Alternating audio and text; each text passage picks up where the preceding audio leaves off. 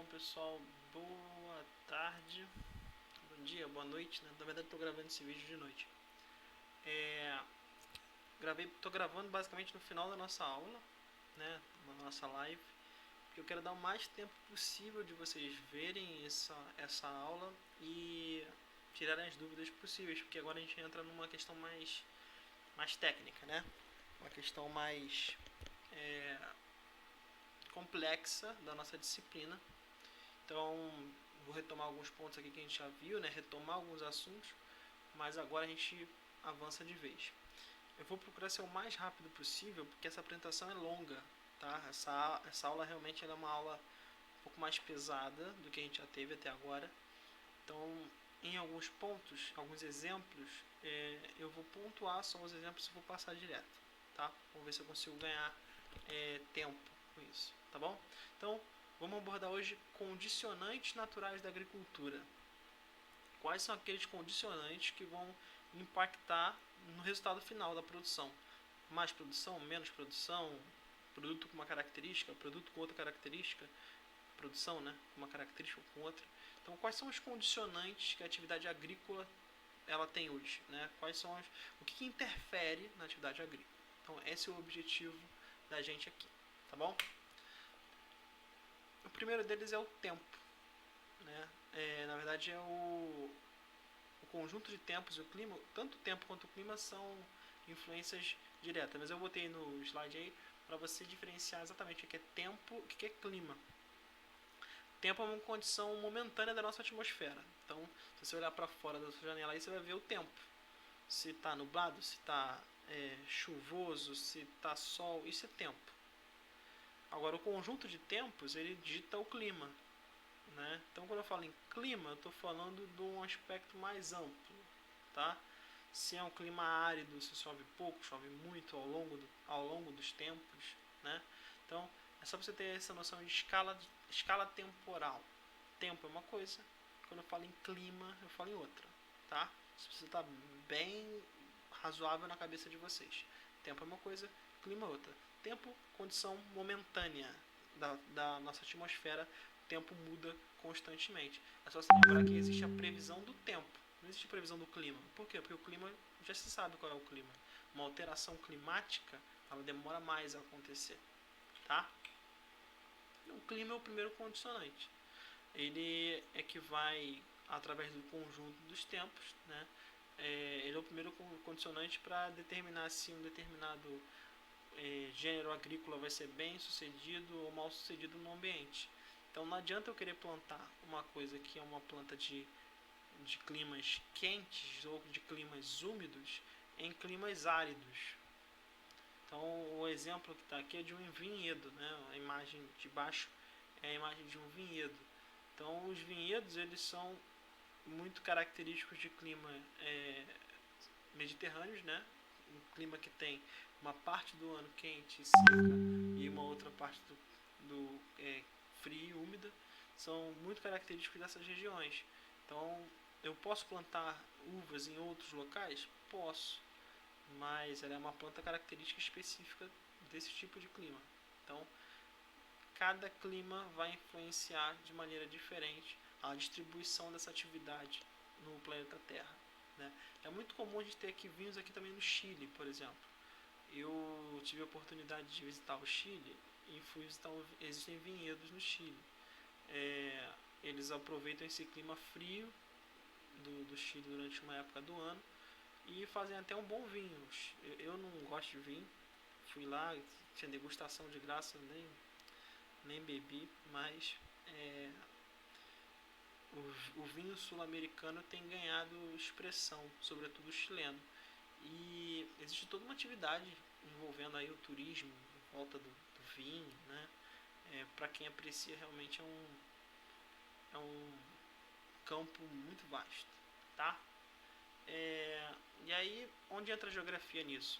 A gente prevê as alterações e condições climáticas ou as nuances que o clima pode ter, a variação climática ao longo de um ano, é um serviço que a agricultura demanda e necessita. Existem diversas empresas que prestam serviço para isso, para tentar ditar ou antever questões climáticas, porque elas impactam diretamente na produção.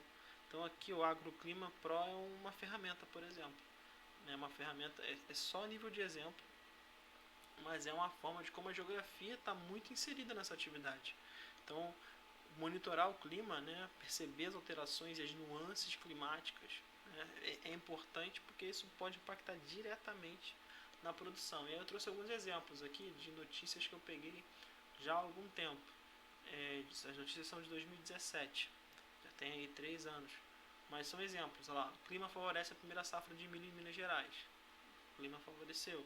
A umidade aumenta nas lavouras do Sergipe. Ou o nível da umidade sobe nos campos de algodão. Então, essas alterações climáticas são importantes. Existem ferramentas, aplicativos hoje que gerenciam isso. Existem locais, inclusive, em que isso está tão integrado, esse monitoramento e a ação na lavoura está tão avançada que até o próprio drone ou máquina, ou as máquinas elas que são controladas por computador, não mais por pessoas, elas recebem comandos de acordo com as variações de clima.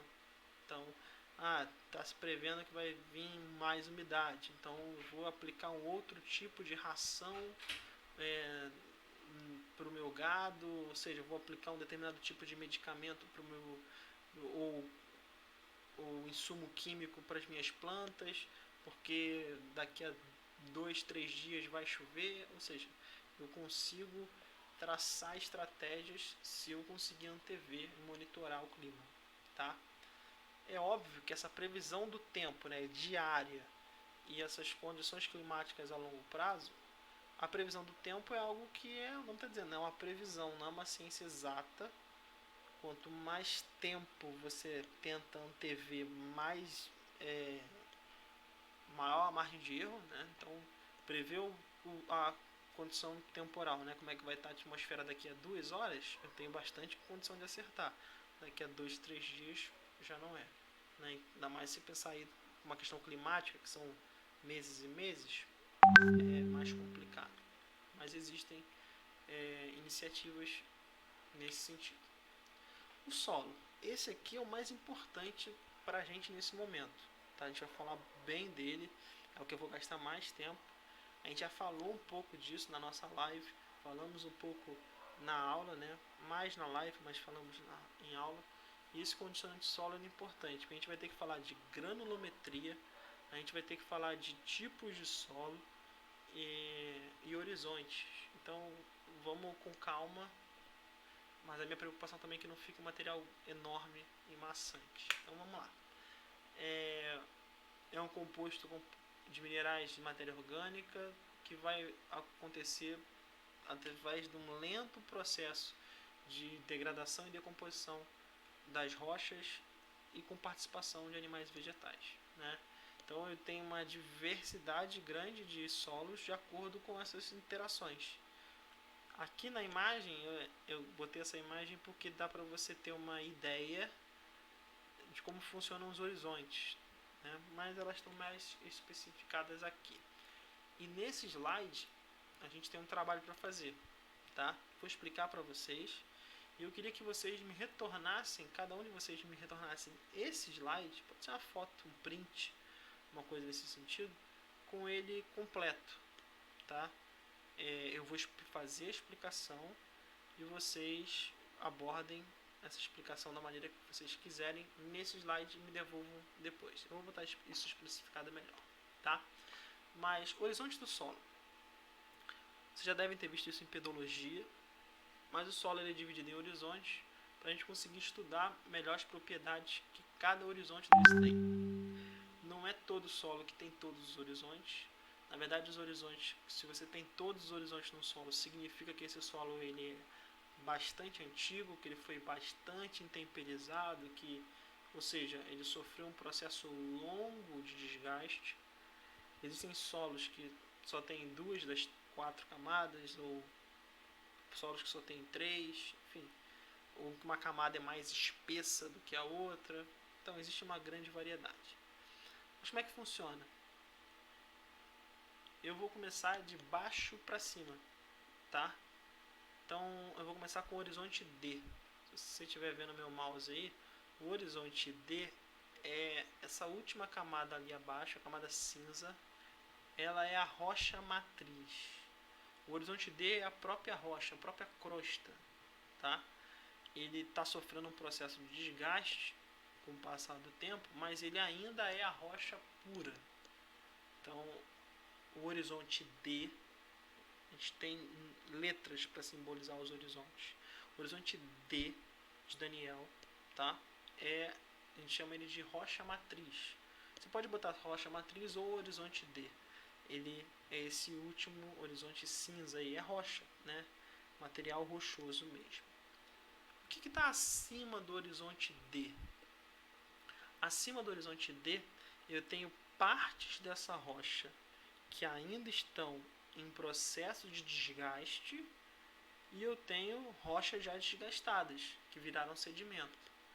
Então, no horizonte C de casa, você deve estar vendo com o meu mouse aí, ó, fica nessa faixa aqui, você vai ver que eu tenho sedimentos e partes dessa rocha matriz que estão sendo desgastados ou intemperizados, né?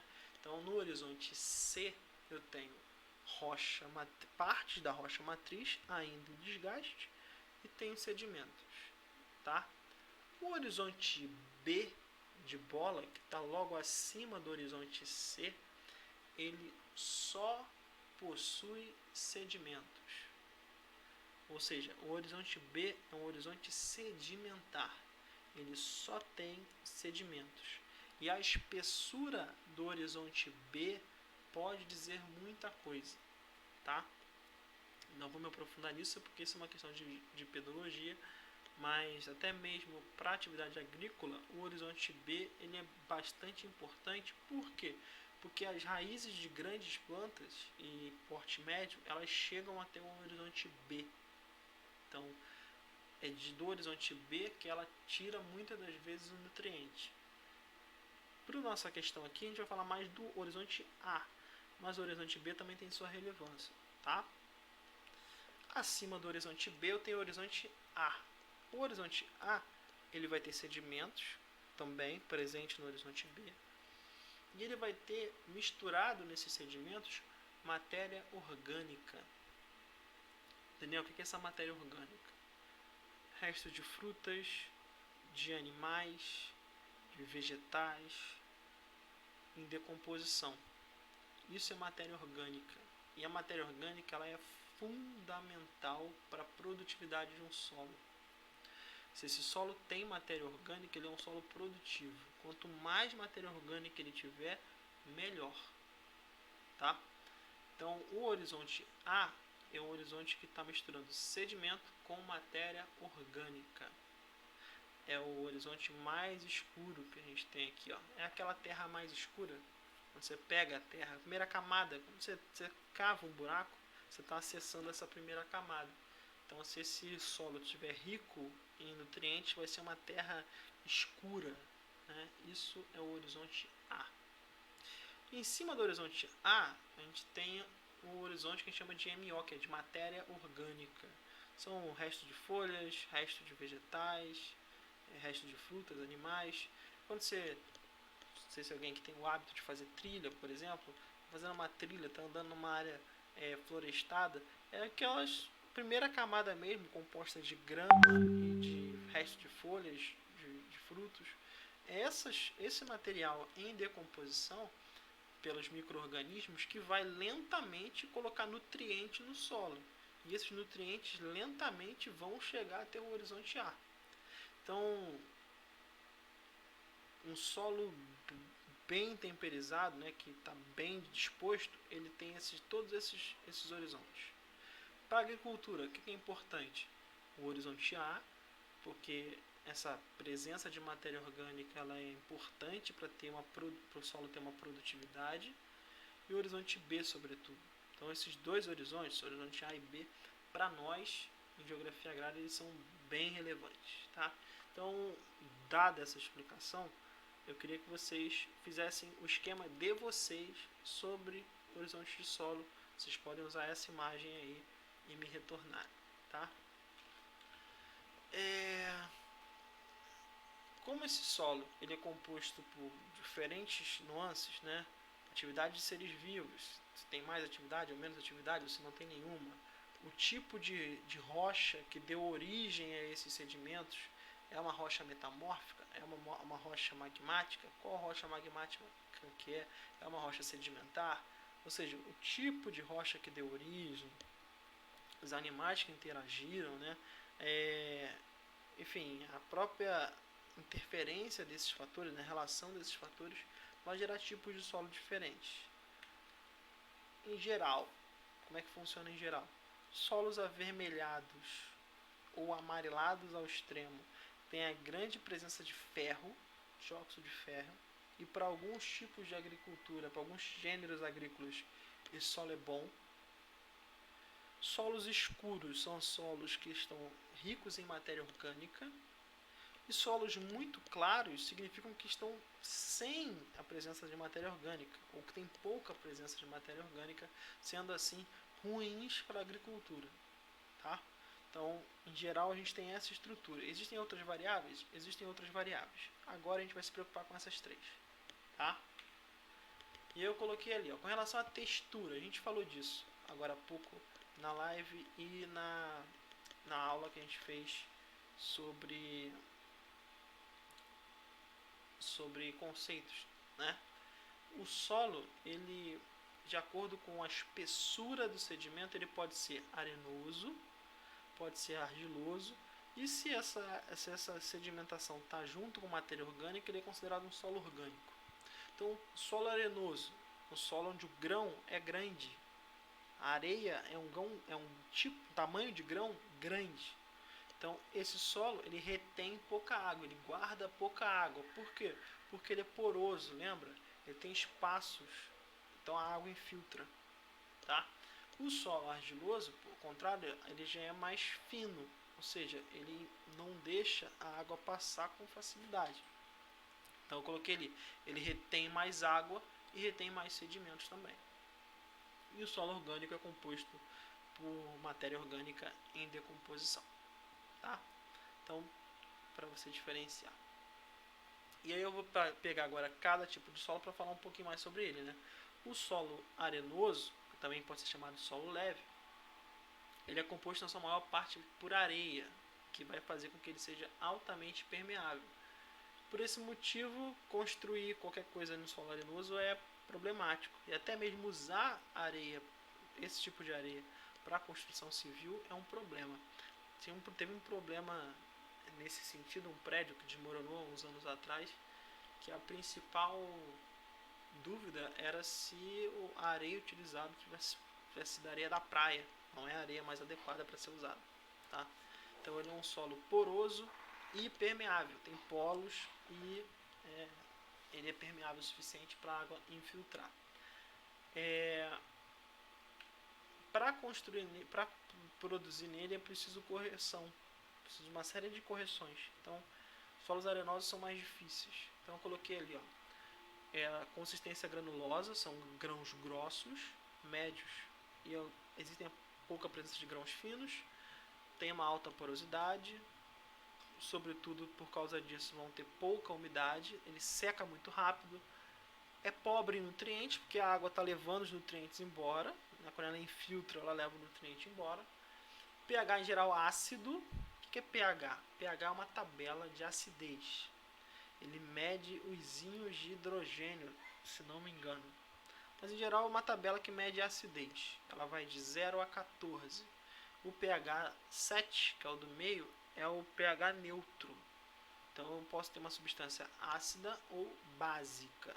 Então os solos arenosos em geral têm pH ácido. O que isso significa? Que eu preciso corrigir esse pH se eu quiser fazer algum tipo de cultivo. Eu preciso jogar alguma coisa no solo, ou orgânica, ou química mesmo, na correção de pH, para que algumas plantas consigam se manter. Algumas outras plantas não. Por exemplo, o eucalipto, ele deixa o solo extremamente ácido. Então, não é um problema para o eucalipto, por exemplo. o pH, né? Outros fatores que a gente falou aqui seriam um problema para a plantação de eucalipto, mas o pH não seria, tá? Presença de grandes poros, macroporos, tem uma dificuldade então para sobrevivência de plantas e é altamente suscetível à erosão.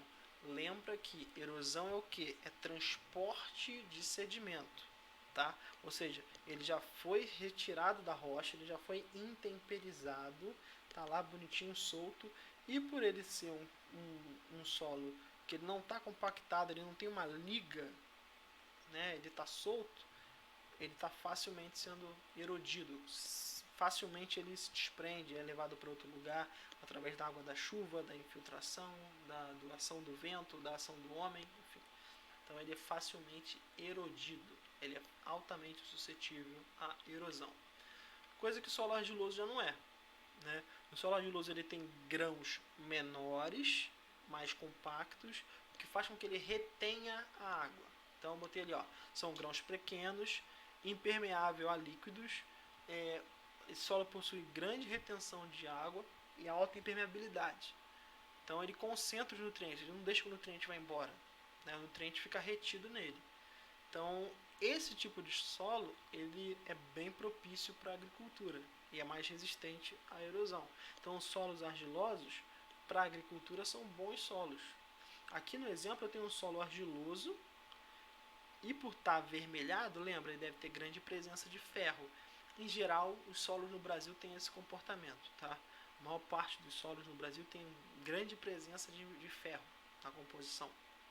E para alguns tipos de cultivo, ele é muito bom, para outros eu preciso fazer correções também, para que ele renda mais, produza mais. Então eu coloquei ali, o solo argiloso, também chamado solo pesado, é uma terra úmida e macia, composta de 30% de argila, alumínio e ferro. Esses tipos de solo são os mais indicados para a vegetação, se não for um solo orgânico.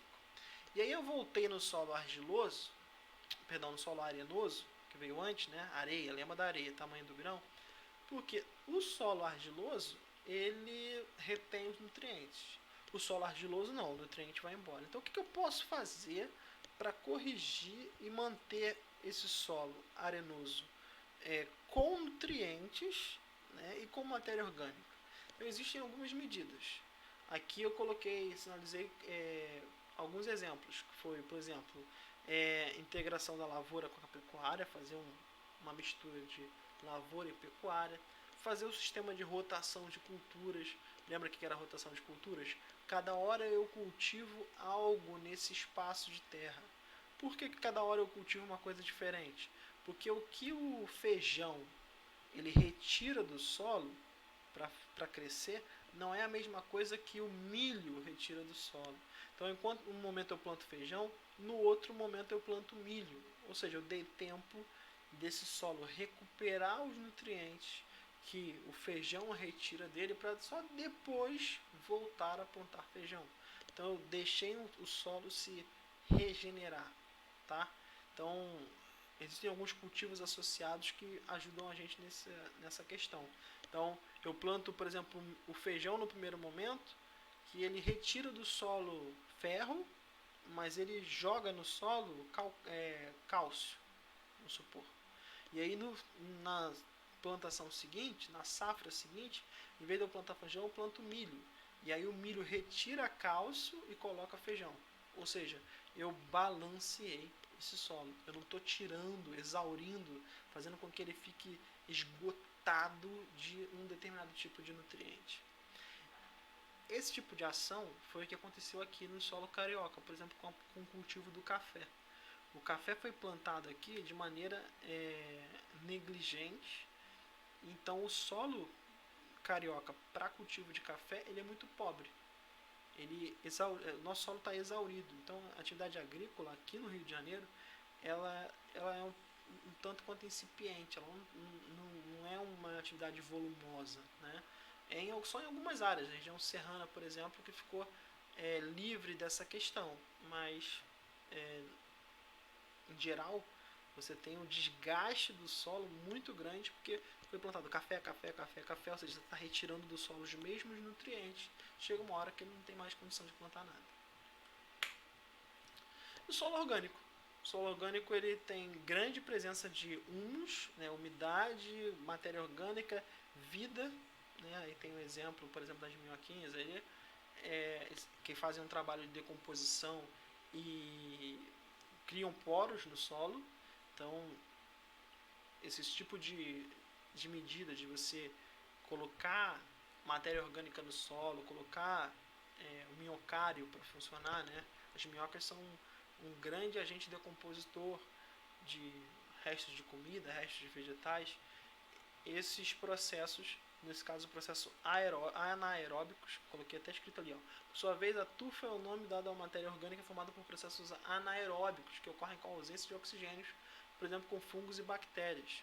Então, eu consigo fazer essa decomposição de nutrientes tanto com processos anaeróbicos quanto com processos aeróbicos.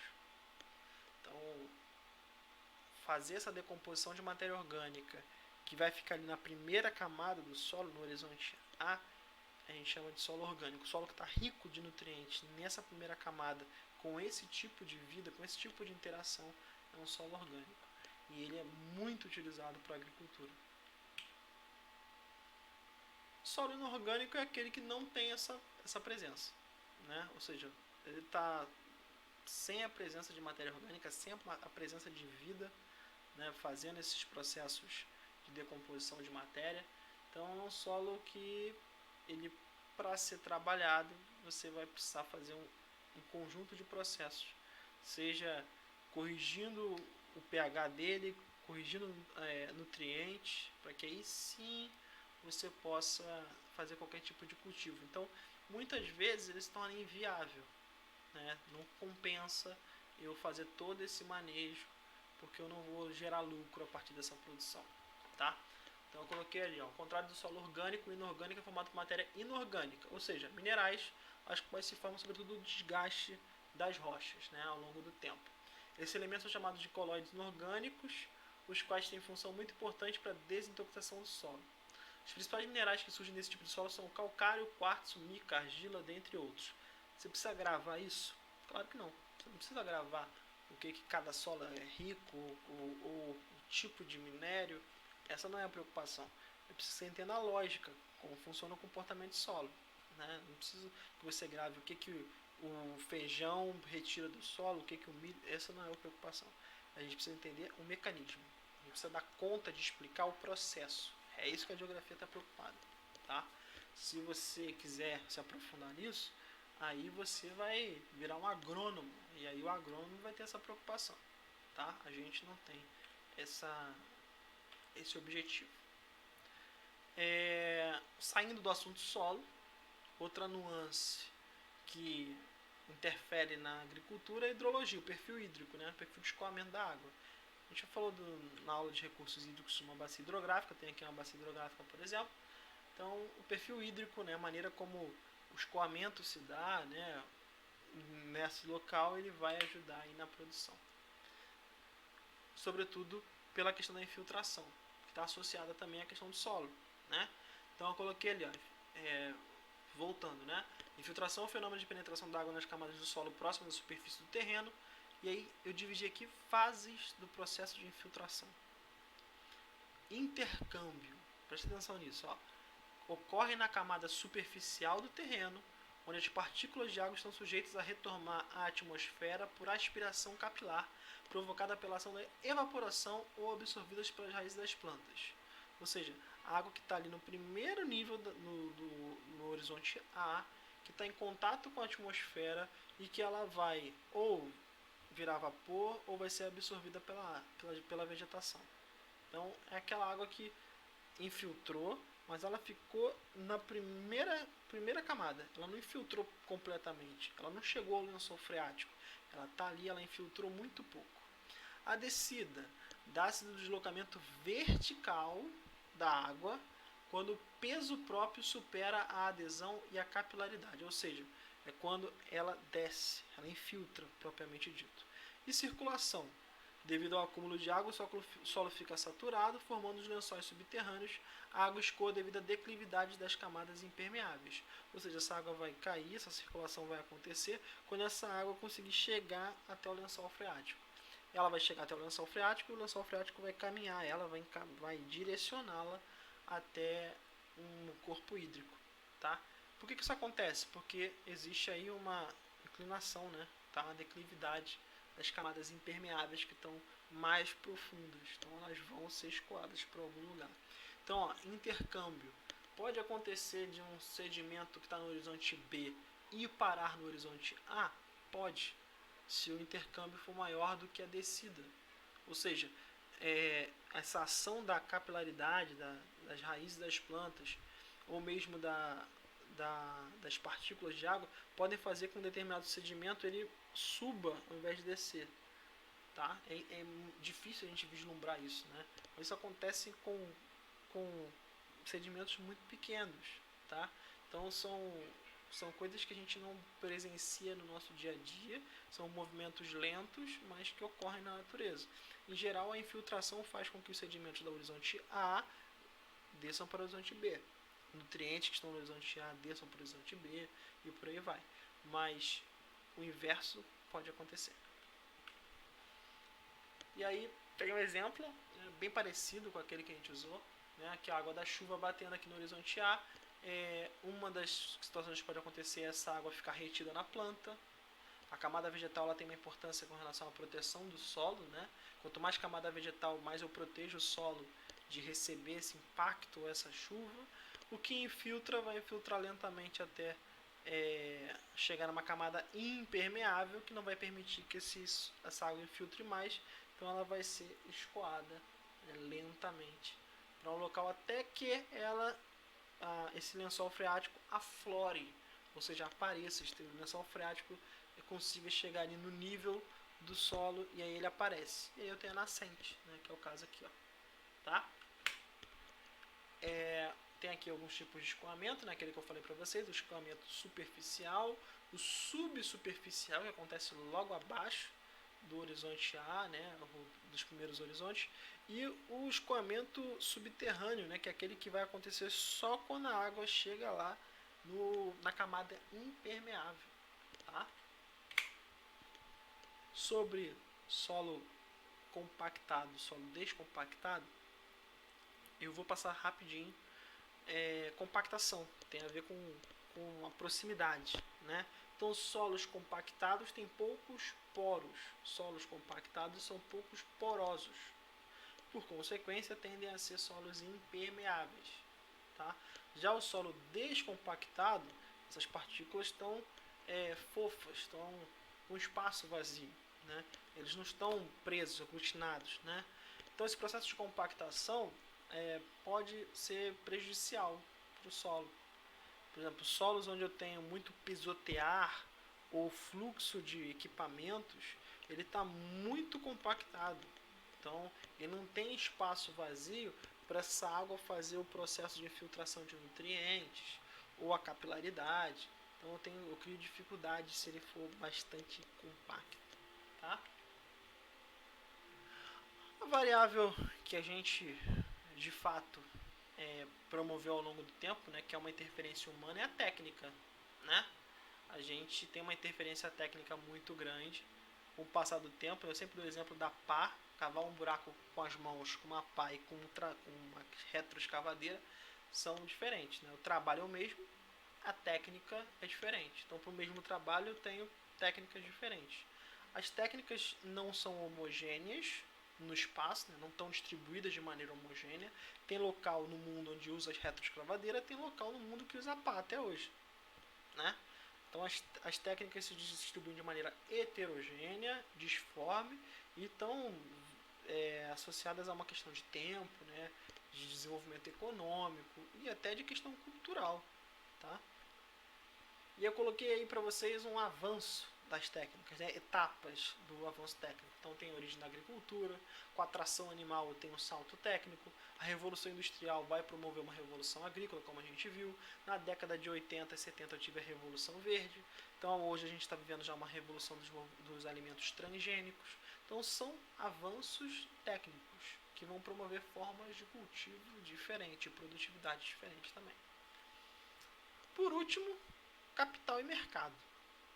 Então a presença do capital, do dinheiro, né, o investimento e as dinâmicas de mercado, elas influenciam diretamente no processo agrícola. Tá? Então eu coloquei alguns tópicos aqui que eu vou ler para vocês. Mas entendam aqui, essa dinâmica de acumulação do sistema capitalista e as lógicas de pensamento de mercado, elas influenciam na agricultura. O exemplo mais banal é, sobretudo, a fome. A fome é um processo, é um problema econômico, ele não é um problema agrícola, ele não é um problema produtivo. Existe alimento para todo mundo. Ele não chega para todo mundo. E por que ele não chega para todo mundo? Por uma questão econômica. Então, o capital ele dita maneiras, modos e formas da agricultura funcionar. E eu botei alguns tópicos, tá? Que aqui eu só vou fazer um trabalho mecânico de ler para vocês. Ó. A subordinação da agricultura à indústria, primeiro tópico. A agricultura passou a ser organizada pela lógica de lucro e produção, não era mais de alimentos, mas agora de mercadoria. Então, a minha lógica é produzir produtos na lógica industrial, que tem o mesmo sabor, mesmo tamanho. Né? Então, eu não estou preocupado na produção de alimentos, estou preocupado com uma lógica industrial de produção. Produz-se para o mercado interno e para o mercado externo, mas produz-se o que dá lucro. Então, eu não vou produzir tudo, produzo aquele gênero específico que vai me dar mais lucro, ou que eu tenho maior rentabilidade. Saiu é porque eu não tenho guardado esse artigo, mas eu já li um artigo que basicamente diz o seguinte: o ser humano ele já se alimentou com muito mais variedade do que se alimenta hoje. Hoje a gente tem uma certa padronização das coisas. Se você reparar aí, a gente tinha, 50 tipos diferentes de batata. Hoje a gente consome 8 tipos, 7 tipos. Por que a gente consome só 8 ou 7 tipos de batata e antes a gente consumia 50 tipos diferentes? Porque se tornou mais lucrativo e rentável produzir só 7 ou 8. Então eu deixo de produzir as outras. Então a batata do McDonald's, eu sempre falo da batata do McDonald's. Como é que você quer a batata do McDonald's? Você quer aquela batata grande, né? Fininha, grande, crocante, é isso que você quer. Então, gêneros de batata que são pequenos ou que tem uma cor diferente, o McDonald's não vai comprar esse tipo de batata. Vai comprar um tipo de batata específico. Então se produz mais porque eu quero vender para o McDonald's, que é isso que me dá lucro. Então a lógica de agricultura está associada a uma lógica de mercado. Eu produzo o que vai dar lucro, não necessariamente o que é culturalmente da minha região ou a planta nativa dali, eu planto o que vai me dar lucro. Tá? Segundo tópico, o capital impõe à terra a lógica da propriedade privada. É nesse período que a terra, antes de ser tratada na maioria das civilizações como um bem da natureza e de serviço do bem comum, agora, o capitalismo industrial é transformado em mercadoria. Privatizaram o acesso à terra e agora, sendo uma mercadoria, somente pode ter acesso a ela quem tiver dinheiro e capital. Essa é uma lógica que a gente tem na nossa sociedade muito imbricada, né? A gente fala tanto de reforma agrária. Se a gente fosse pensar na reforma agrária do ponto de vista alimentar, ela faz total sentido e não há motivo para que a gente não produza essa reforma agrária. Agora, do ponto de vista do dinheiro e da propriedade privada, como é que você faz a reforma agrária? Como é que você faz redistribuição de uma propriedade que pertence a alguém? Então a gente não está pensando mais na terra enquanto um fundamento natural para abastecimento humano das pessoas, de comida, de alimentação. Deixou de ser um processo de serviço ao bem comum, passou a ser uma questão econômica privada. Tá?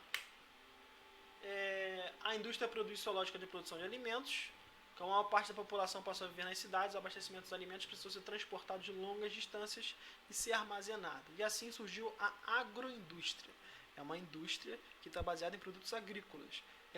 Nada mais é do que a agricultura se adaptando a questão industrial.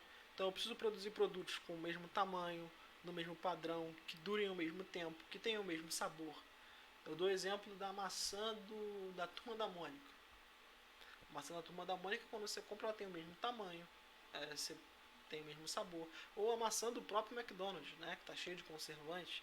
Você quer comer a maçã, você quer que ela seja doce, né, que ela não tenha casca. Ou seja, então você tem uma padronização de algo que teoricamente não tem um padrão. Então é uma lógica industrial que está aplicada à lógica agrária. O mercado, né, que está associado à questão do capital, né, ao mercado. E aí é só uma relação de demanda e oferta e demanda. Né? Se eu tenho muita oferta e não tenho demanda, um produto fica barato. Se eu tenho muita demanda e não tenho oferta, o produto fica caro. Exemplo recente, o álcool em gel. O álcool em gel acabou nas farmácias, ou seja, a demanda era muito grande, todo mundo queria. Então o álcool chegava, a lógica de mercado coloca esse álcool num valor estratosférico. Então, se eu pensar só no mercado, e é nessa relação de demanda oh meu Deus, esqueci a palavra. Nessa relação de consumo e demanda, né? Então eu tenho valores associados a essa equação. Se eu tenho uma demanda muito grande, mas a oferta é a palavra que eu queria, mas se essa oferta é baixa, ou seja, eu tenho poucos produtos, mas muita gente quer, eu posso botar um valor elevado, porque alguém vai comprar. Agora, se eu tenho muito desse produto e ninguém quer comprar, eu posso botar ele o mais barato possível, porque alguém tem que comprar, né? Eu vou instigar as pessoas a comprar, né? Esse caso aconteceu com o café no Brasil na década de 1930, quase 100 anos atrás. A gente está iniciando o nosso processo de industrialização. Nosso principal produto é café, a gente exporta café sobretudo para os Estados Unidos. Os Estados Unidos entram em uma crise em 29 e deixa de comprar a nossa maior parte de produção de café. Então a gente tem muita produção guardada e não tem para quem vender. Então a gente tem muita oferta, mas não tem demanda. Então o valor do café despenca, vai lá embaixo. E algumas notícias de como o mercado influencia. A demanda no mercado de grãos é mais firme do que está se apresentado no relatório. Demanda agrícola garante mercado aquecido. Comércio de alimentos saudáveis tem alta. Então o mercado influencia. E agora? Eu trouxe algumas notícias aí. Como é que é essa questão agora? A Vigilância Sanitária recolhe amostras de embutidos no supermercado do Rio de Janeiro. Temer discute operação carne fraca no Planalto com o ministro Blário. A União Europeia pode suspender importações de carne do Brasil. Esse contexto aqui foi uma questão última, sobretudo, a questão da vaca louca, né? A carne brasileira, por exemplo, estaria contaminada. Então, essas dinâmicas de mercado, elas influenciam diretamente na produtividade. E questões como essa, também associadas à questão sanitária, podem impactar diretamente a produção de um país.